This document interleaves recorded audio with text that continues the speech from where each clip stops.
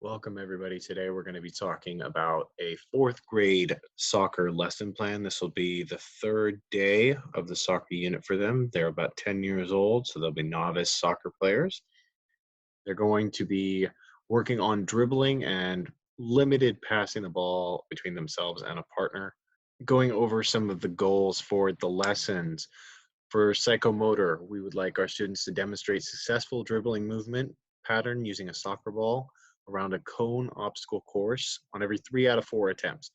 We're going to be giving them between 3 attempts, depending on how fast the class moves.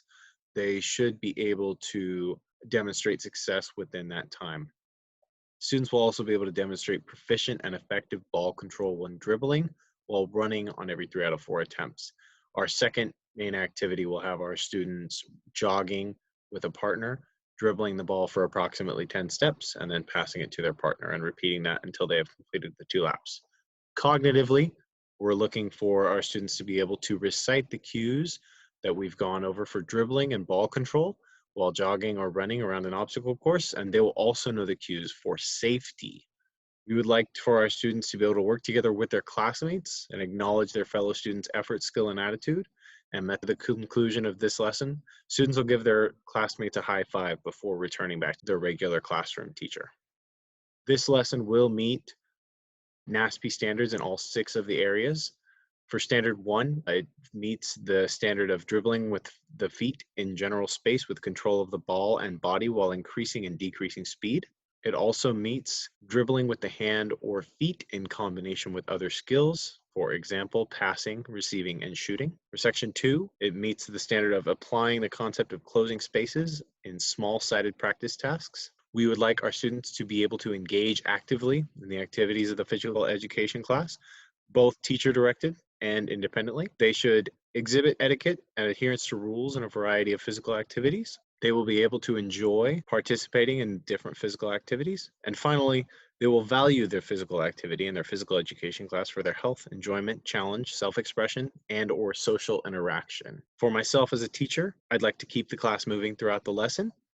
I would like to limit my use of filler or crutch words, provide at least half the class with relevant feedback during the main activity, and interact with at least 75% of students throughout the lesson using names as much as possible.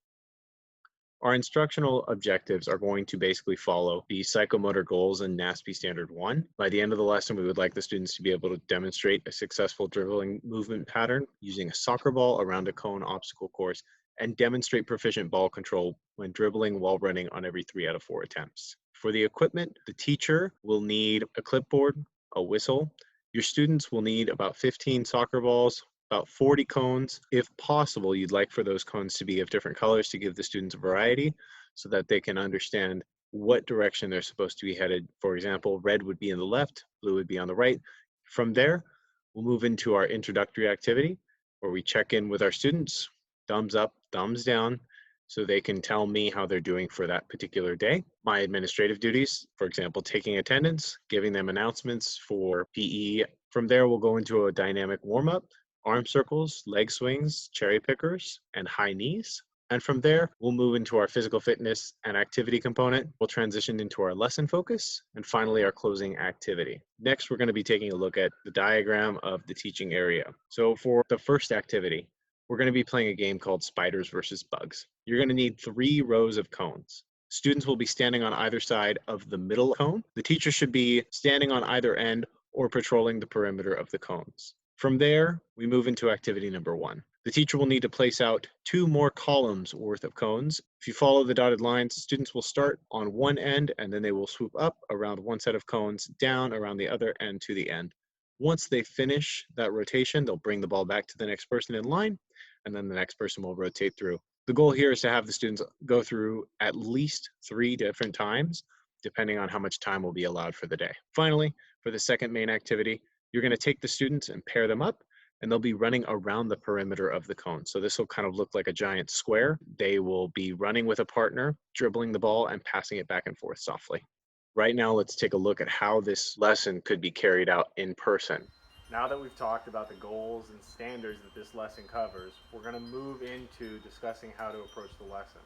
So we should have already gone over in the lesson plan what equipment you're going to need as a teacher, what your students are going to need, also what you're going to do to get the class started. That includes your warm-up and your stretching for the kids.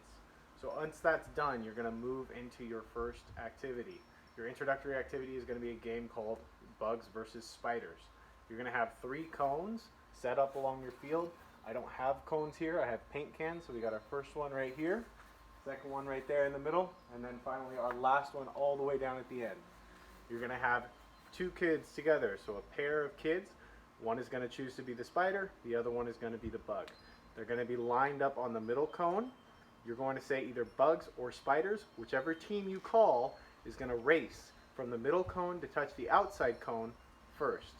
This other person is going to chase them. So if I call bugs, and that happens to be my left finger right here, the spider is going to chase after the bug while the bug runs to catch their cones. The goal is for the bug to touch the cone before the spider. So that's going to look something like this.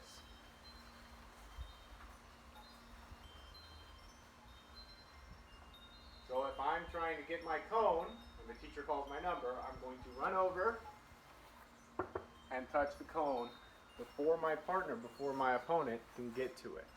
You're going to go through this a couple times until the kids are good and warmed up. You want to make sure the blood is flowing and that they're ready to carry on with the lesson so that there won't be any injuries.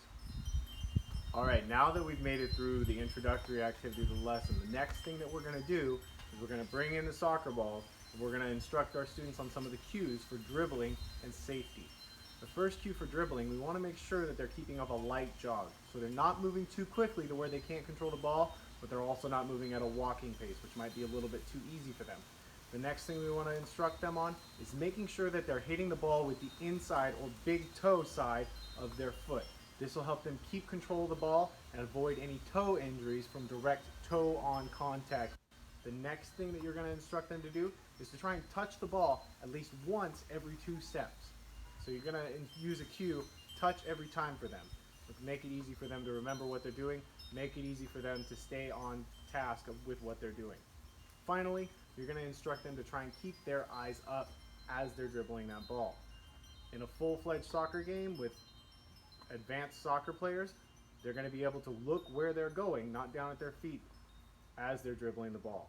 You want your students to be able to accomplish dribbling the soccer ball, moving in the direction that they choose, maintaining control of the ball, and also keeping their eyes up so that they can scan the field. Finally, we're going to go over the cues for safety. We want all the students to be aware of what's going on around them. The way this lesson is set up, you're going to have multiple students dribbling the ball next to each other simultaneously. So we want them to have their eyes up so they're observing what's going on around them so that they don't trip over somebody else's ball. Next, we want to make sure that they're announcing if the ball goes where they don't intend it to go. We want the students to be able to instruct other students and let them know if something is changed and their ball has somehow gotten into the path of another student. Finally, we're looking for accuracy, trying to keep the ball under control here. So we want to instruct the students to make sure that they're going at a moderate pace. Nothing too advanced just yet. We'll move to that as we progress through the lesson. Between your introduction and your main activity, you should have added 2 more cones per line of cones. So there should now be 5 cones. If you don't have the equipment for it, you can remove the middle cone. It's essentially redundant. It's just there to keep the students on their path. So students are going to be following essentially a zigzag pattern with their soccer ball, starting at one end, in the middle, coming up around one cone, through the middle, around the other cone, and winding up at the end. You're going to be splitting your students up into groups of 3. You should have 10 rows of this going on simultaneously. So one example of a student, how they would make their way through this obstacle course might look something like this.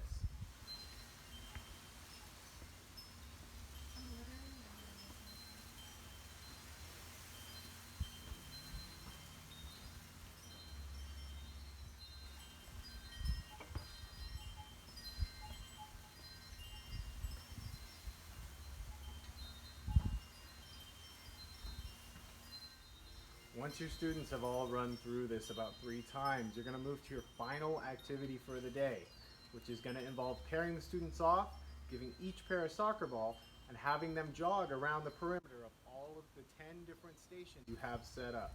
So they're basically going to be running in a big square. Their job is going to be dribbling the ball for at least 5 steps at a time, passing the ball to their partner, having their partner dribble at 5 steps at a time, passing the ball back and forth. This should all be done at a moderate pace so the students can start to learn how to control the ball and also work on some passing from the inside of their foot. Once that's done, you are going to gather the students up. You're going to go over the cues for dribbling and safety for that day, and then you're going to talk about the significance of dribbling and passing in a controlled manner to the game of soccer. And then you're going to give the students back to their classroom teacher, and that will wrap up your PE lesson for that day.